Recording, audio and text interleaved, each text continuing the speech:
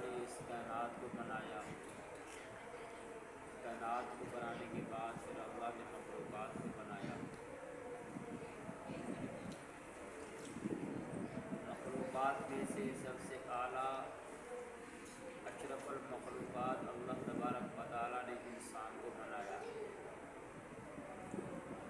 اور پھر انسان کی رہنمائی کے لیے اللہ تبارک و تعالیٰ نے اپنے پیارے پیغمبروں کو دنیا کے اندر بھیجا۔ لوگ راہ راست سے ہٹ نہ جائیں، لوگ سیدھے راستے سے پھر نہ جائیں، حق پرست لوگ دنیا کے اندر قائم تھے، قائم ہیں اور قائم رہیں گے انشاءاللہ۔ اللہ تبارک و تعالیٰ کی توحید کو بیان کرنے والے پہلے بھی موجود تھے، اب بھی موجود ہیں اور آئندہ بھی انشاءاللہ موجود رہیں گے۔ اللہ تبارک و تعالیٰ نے دنیا کے اندر بہت سارے پیغمبروں کو بھیجا، چند پیغمبروں کا اللہ نے اپنے کلام کے اندر ذکر فرمایا۔ تو اللہ تبارک و تعالیٰ نے اپنے مسئلہ توحید کو بیان کرتے ہوئے سب سے پہلے اللہ تبارک و تعالیٰ نے حضرت نوح علیہ السلام کا ذکر اپنے کلام کے اندر فرمایا۔ لقد ارسلنا نوحا الى قومه فقال یا قوم اعبدوا اللہ ما لکم من الہ غیرہ۔ البتہ ہم نے نوح علیہ السلام کو بھیجا، انہوں نے آ کر دعوت دی لوگوں کو کہ اللہ کے سوا کوئی معبود نہیں، اسی کی ہی عبادت کرو۔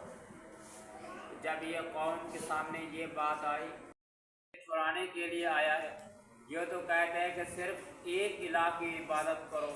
حالانکہ نوح علیہ السلام نے کسی کو کوئی گالی نہیں دی، کسی کو کوئی گلوچ نہیں دیا، کسی سے کوئی بدتمیزی نہیں کی، اور یہ بھی نہیں کہا تھا کہ تم اپنی الہوں کی عبادت چھوڑ دو، صرف اتنا ہی کہا تھا کہ عبادت صرف اللہ کی کرو، اللہ کے سوا کوئی معبود نہیں، اللہ کے سوا کوئی حاجت روا نہیں، اللہ کے سوا کوئی مشکل کشا نہیں، اللہ کے علاوہ کوئی بگڑی بنانے والا نہیں، اللہ کے علاوہ کوئی نظر و نیاز کے لائق نہیں، وہ صرف ایک ہی رب ہی ہے، وہ صرف ایک خدا ہے، وہ ایک خالق کائنات ہے، وہ صرف ایک رب ذوالجلال ہے جس کی عبادت کی جائے۔ ہاتھ اسی رب نے دیے، پھیلاتے غیروں کے سامنے ہو، آنکھیں رب نے دی، رلاتے غیروں کے سامنے ہو، اور پاؤں رب نے دیے، چلاتے غیروں کے سامنے ہو۔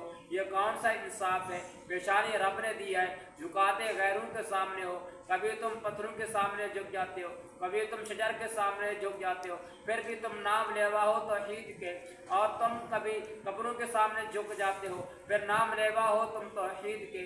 کبھی تمہارا حاجت روا کوئی ہے، کبھی تمہارا مشکل کشا کوئی ہے، کبھی تمہاری بگڑی بنانے والا کوئی ہے، لیکن نام لیوا ہو تم توحید کے، کہتے ہو کہ ہم توحید پرست ہیں، کہتے ہیں کہ ہم توحید کے اوپر ہیں۔ تو میرے بھائیو دوستو، سب سے پہلے حضرت نوح علیہ السلام نے اپنے قوم کو دعوت دی، مَا لَكُم مِّنْ إِلَٰهٍ غَيْرُهُ۔ یہ قوم کے سامنے جب یہ بات کی، ساری کی ساری قوم غصے میں آ گئی، کہنے لگی یہ تو ہمارے معبود چھڑانے کے لیے ہمارے سامنے آ گیا، یہ تو کہتا ہے کہ تم صرف ایک الہ کی عبادت کرو، یہ تو ہمیں ود سوا یغوث نصرہ کی ہماری عبادت جو ہم کرتے تھے، یہ ہمیں اس کے سے چھڑانے کے لیے یہ ہمارے پاس آ گیا۔ ہم تو اس کو بڑا شریف انسان سمجھتے تھے، ہم نے اس سے بڑی امیدیں رکھی ہوئی تھی، عبادت کرو۔ یہ ساری کی ساری قوم اس سے لال پیلی ہو گئی، فوراً ان کی زبان کے اوپر آیا، فوراً وہ کہہ اٹھے کہ فوراً ان کی زبان سے یہ گالی نکلی کہ یہ ہمیں ود سوا یغوث نصرہ کی، یا ہم سے یہ عبادت چھوڑنے کے لیے۔ حالانکہ نوح علیہ السلام نے کسی کا کوئی نام نہیں لیا، یہ نہیں کہا کہ تم یہ نہیں کہا نوح علیہ السلام نے تم مدہ کی بات چھوڑ دو، تم سوا کی بات چھوڑ دو، تم یغوث نصرہ کی بات چھوڑ دو۔ انہوں نے صرف یہ اپنی زبان سے کہا تھا، مَا لَكُم مِّنْ إِلَٰهٍ غَيْرُهُ۔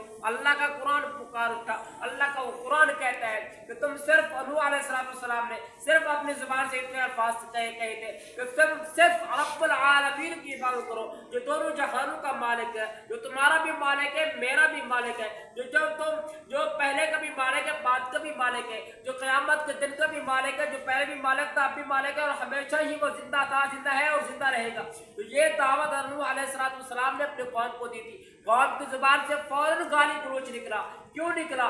اس لیے کہ ان کو پتا تھا کہ اگر ہم ان کی بات مان لیتے ہیں تو ہمارے آبا و اجداد کا دین ہم سے چھوٹ جائے گا۔ تو جو ہم یہ ودا سوا یا غوث یا اس نصرہ کا ہم عبادت کرتے ہیں، یہ ساری کی ساری عبادت ہم سے چھوٹ جائے گی۔ فوراً انہوں نے میٹنگ میں آئی، فوراً انہوں نے کہا قالوا آلہتنا، کہ کیا تم ہمارے سے ہمارے الہ چھڑانے کے لیے آیا ہے؟ تو یہ کہنے کے لیے آیا ہے کہ تم ان کی عبادت چھوڑ دو۔ حالانکہ نوح علیہ السلام نے ایسی کوئی بات بھی نہیں کی تھی۔ اللہ کا قرآن بار بار پکارتا ہے، اللہ کا قرآن بار بار کہتا ہے۔ نوح علیہ السلام کی زبان سے کیا الفاظ نکلے گئے؟ ما لکم من الہ غیرہ، یہ الفاظ نوح علیہ السلام کی زبان سے نکلے، ہم سے چھڑانے کے لیے ہمارے پاس آ گیا۔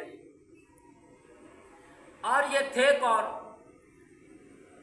شاہ عبد العزیز محدث دہلوی رحمہ اللہ تعالیٰ علیہ فرماتے ہیں اپنی تفسیر عزیزیہ میں کہ یہ 5 بزرگ حضرت ادریس علیہ السلام کے 5 بیٹے تھے جو بہت بڑے نیک اللہ والے تھے، اور جب وہ دنیا چھوڑ کے چلے گئے تو ان کے پیروکاروں نے کہا، جس جگہ پر وہ بیٹھتے تھے انہوں نے وہاں پر نشان لگا دیے، پھر بعد میں انہوں نے مجسمے بنا دیے، اور مجسمے بنا کر ان کے سامنے وہ ان کی عبادت کرنا شروع ہو گئے۔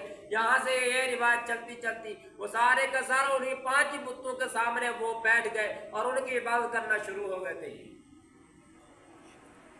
ابن قیم رحمہ اللہ تعالیٰ علیہ فرماتے ہیں یہ بہت بڑے اللہ والے، بہت بڑے نیک انسان تھے یہ 5، اور جب یہ دنیا چھوڑ کے چلے گئے لوگوں نے پتھروں سے ان کے مجسمے بنائے تھے، مجسمے بنا کر رکھ کر ان کی عبادت کرنا شروع ہو گئے تھے۔ تو میرے دوستو، اللہ تبارک و تعالیٰ نے توحید کا اعلان اپنے کلام کے اندر بار بار فرمایا۔ یہ تو تھے حضرت نوح علیہ السلام کی دعوت، ما لکم من الہ غیرہ، ساری کی ساری قوم لال پیلی ہو گئی، فوراً کی زبان سے آیا یہ ہم سے ہمارے معبودوں کو چھڑانے کے لیے آ گیا۔ دوسرا واقعہ اللہ نے اپنے کلام کے اندر فرمایا، وَإِلَىٰ عَادٍ أَخَاهُمْ هُودًا قَالَ يَا قَوْمِ اعْبُدُوا اللَّهَ مَا لَكُم مِّنْ إِلَٰهٍ غَيْرُهُ۔ قوم عاد نے میٹنگ بنا لی، ساری کے سارے ان کی میٹنگ بیٹھ گئی کہ حضرت ہود علیہ السلام کے پاس آئے اور آ کر کہنے لگے کہ کیا تم اسی لیے آج کے دن اسی لیے تم پیدا ہوئے تھے کہ تاکہ تم ہم سے ہمارے بتوں کی عبادت چھڑوا لو، جس کے ہمارے آبا و اجداد پوجا کرتے آ رہے تھے، کیا ہم ان کی پوجا چھوڑ دیں؟ کیا تم ہمیں دعویٰ دے تو ما لکم من الہ غیرہ، صرف ایک الہ کی عبادت کرو؟ یہ کون سا انصاف ہے؟ یہ کون سا انصاف لے کر تم ہمارے پاس آئے ہو؟ اور تیسرے پیغمبر کی تقریر اللہ نے اپنے کلام کے اندر بیان فرمائی، وَإِلَىٰ ثَمُودَ أَخَاهُمْ صَالِحًا مَا لَكُم مِّنْ إِلَٰهٍ غَيْرُهُ۔ قوم سمود کی طرف اللہ تبارک و تعالیٰ نے حضرت صالح علیہ السلام کو بھیجا۔ وہ قوم کا ایک نمائندہ بن کے آئے تھے اور آ کر اللہ کے حکم کی دعوت دی کہ اللہ کے علاوہ کوئی معبود نہیں ہے، کوئی حاجت روا، کوئی مشکل کشا نہیں ہے۔ تو ساری کی ساری قوم، پہلی قوم کی طرح وہ بھی لال پیلی ہو گئی، وہ بھی سارے غصے سے لال پیلی ہو گئی اور کہنے لگی کہ کیا آپ اسی لیے ہمارے پاس آئے تھے، اسی لیے آپ ہمیں ڈراتے تھے، اسی لیے آپ ہمیں دھمکاتے ہو کہ ہم اللہ کی عبادت کریں اور ہم اپنے بتوں کی عبادت چھوڑ کر جن کے ہمارے آبا و اجداد پوجا کرتے تھے تم ہمیں ڈرانے کے لیے آئے ہو کہ اگر ہم نے ان کی پوجا نہ چھوڑی تو ہمارے اوپر عذاب آ جائے گا۔ پیغمبروں کو گالیاں دی گئی، کیوں دی گئی؟ کیا انہوں نے کسی کو کوئی نقصان کیا تھا؟ صرف ایک اللہ کی توحید کا اعلان تو کیا تھا کہ اللہ کے سوا کوئی حاجت روا نہیں۔ مدین کی طرف حضرت شعیب علیہ السلام کو اللہ تبارک و تعالیٰ نے پیغمبر بنا کر بھیجا، اور حضرت شعیب علیہ السلام وہ پیغمبر ہیں جن کی زبان پر اللہ تبارک و تعالیٰ نے ایسی فصاحت و بلاغت رکھی تھی جب وہ تقریر کرنے کے لیے کھڑے ہوتے تھے تو لوگوں کے رونگٹے کھڑے ہو جاتے تھے.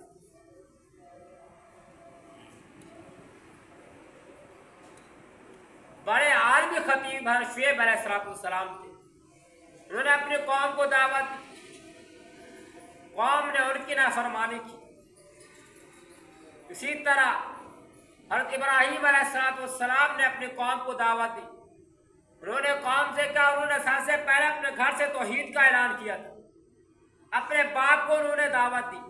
باپ نے دو باتیں کہی، بیٹا میں آپ کو سنسار کر دوں گا اور میں آپ کو اپنے گھر سے نکال دوں گا.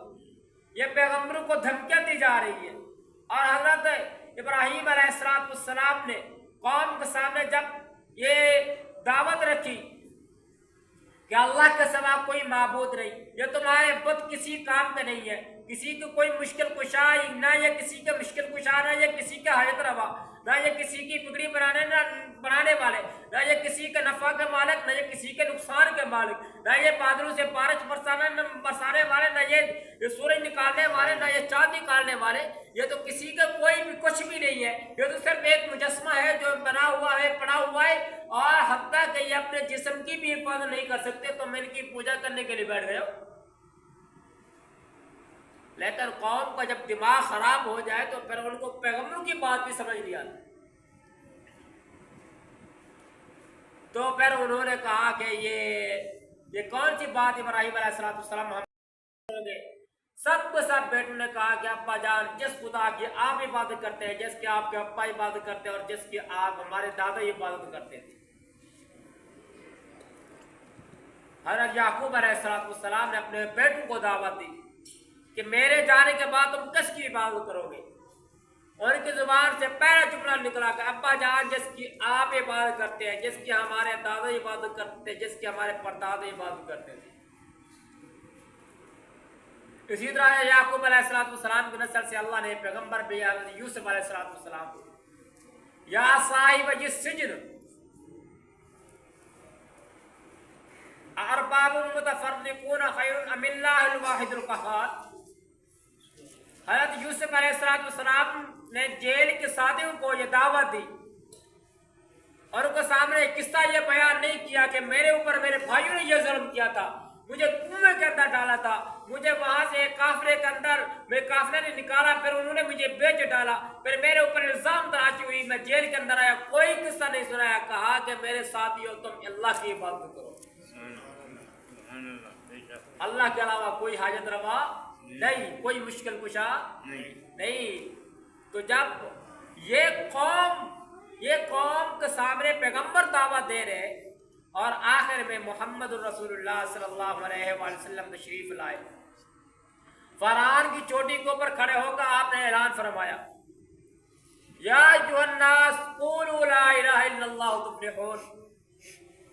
اے میری قوم کے لوگوں، اے لوگوں، لا الہ الا اللہ پڑھ لو، کامیاب ہو جاؤ گے. پہلے سارے کے سارے صادق بھی کہہ رہے ہیں، امیر بھی کہہ رہے ہیں، سچا بھی کہہ رہے ہیں، اور ان کے ہر کہنا بھی مان رہے ہیں، ان کے فیصلے بھی مان رہے ہیں. قوم کے اندر یہ جھگڑا پیدا ہو گیا کہ یہ اس کو وہ قبیلہ کہتا ہے ہم اس کو اٹھا کے رکھیں، دوسرا قبیلہ کہتا ہے ہم اس کو اٹھا کر رکھیں. تلواریں نکالیں، جھگڑا شروع ہو گیا، جنگ شروع ہونے والی تھی.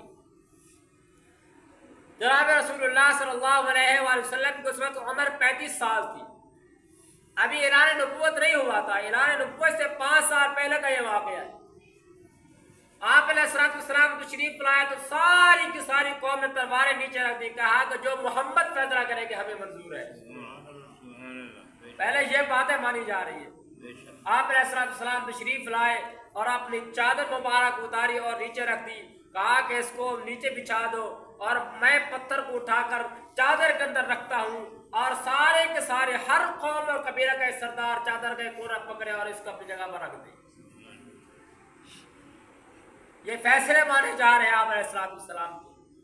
جب اعلان نبوت فرمایا، اللہ کی توحید کا اعلان کیا، وہی لوگ کبھی پتھر مارتے ہیں، کبھی گالیاں دیتے ہیں، کبھی شاعر کہتے ہیں، کبھی مجنون کہتے ہیں، کبھی دیوانہ کہتے ہیں. یہ کس سے کیا ہو رہا ہے؟ یہ صرف رب العالمین کی توحید کو بیان کرنے کے لیے ہو رہا ہے کہ اللہ کی توحید کوئی عام مسئلہ نہیں ہے. یہ اللہ کی توحید کوئی عام مسئلہ نہیں ہے، یہ بنیادی عقیدہ ہے کہ ہر انسان کہتا ہے میں توحید کے اوپر ہوں. اور توحید کی ضد شرک ہے. جو انسان شرک کے اندر مبتلا ہو گیا تو ہم تو یہ سمجھتے ہیں کہ شرک یہ ہے کہ کسی بت کی پوجا کرنا یہ شرک ہے،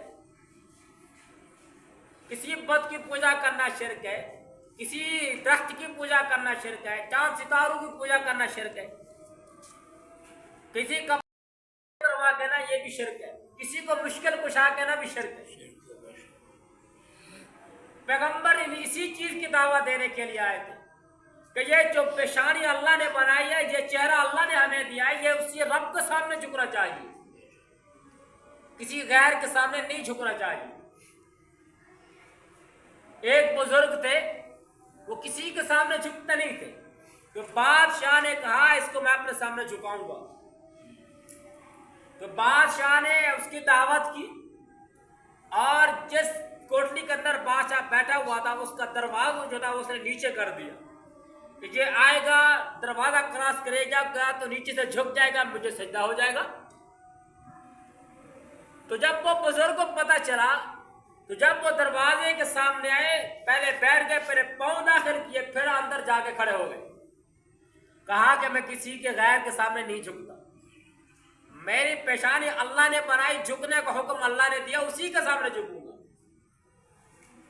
تو ایسی توحید ہم اپنے اندر لے آئے. ایسی توحید جب ہمارے اندر آئے گی تو پھر ہمارا ایمان مضبوط ہوگا. ایسے تو ہر انسان دعوے دار ہے کہ میں توحید کا مالک ہوں، میں صرف اللہ کی عبادت کرتا ہوں. یہ صرف سجدہ اللہ کی توحید نہیں ہے، بیٹے بھی وہی دیتا ہے، بیٹیاں بھی وہی دیتا ہے، اور ہماری ہر مشکلات صرف اللہ کے علاوہ کوئی حل نہیں کر سکتا. اسی چیز کی پیغمبر دعوت دینے کے لیے آئے تھے، اور اسی چیز کی دعوت دینے کے لیے میرے اور آپ کے پیغمبر جناب رسول اللہ صلی اللہ علیہ وسلم آئے. اور اللہ تبارک و تعالیٰ نے ان کا تذکرہ قرآن میں کیوں بیان کیا؟ تاکہ یہ سارے کے سارے توحید کا مسئلہ میرے آخری نبی محمد صلی اللہ علیہ وسلم کی امت کے سامنے ہو جائے. جب ان کو توحید کا مسئلہ سمجھ نہ آئے تو میرا قرآن کھول کے ہم قرآن کا مطالعہ کریں تو ہمیں پتہ چلے، ہم قرآن کو کھول کر پڑھیں تو ہمیں قرآن کا پتہ چلے. ہمارے گھروں میں تو 10 دن مہینہ قرآن اٹھانے کے لیے تیار کوئی نہیں ہوتا نا. اسی لیے میرے دوستو، مرنا ہر انسان نے ہے. جو توحید کے اوپر مرا وہ کامیاب ہوا، جو شرک کے اوپر مرا وہ ہمیشہ کے لیے ناکام ہوا. اللہ نے اپنے کلام کے اندر فرمایا ان الشرک لظلم عظیم، سب سے بڑا گناہ جو ہے، یہ سب سے بڑا گناہ، عظیم گناہ یہ شرک ہے. اور تمام گناہوں کو میں معاف کر دوں گا لیکن شرک کرنے والے کو کبھی معاف نہیں کروں گا. یہ اللہ کی توحید کا مسئلہ تھا کہ میں نے آپ کے سامنے چند ملفوظات تھے جو پیغمبروں کو دعوت تھی. 9 پیغمبروں کی دعوت کا اللہ نے اپنے کلام کے اندر ذکر فرمایا. اللہ تعالیٰ ہم سب کو اپنی توحید کو اوپر ہمیشہ قائم و دائم رہنے کی توفیق عطا فرمائے.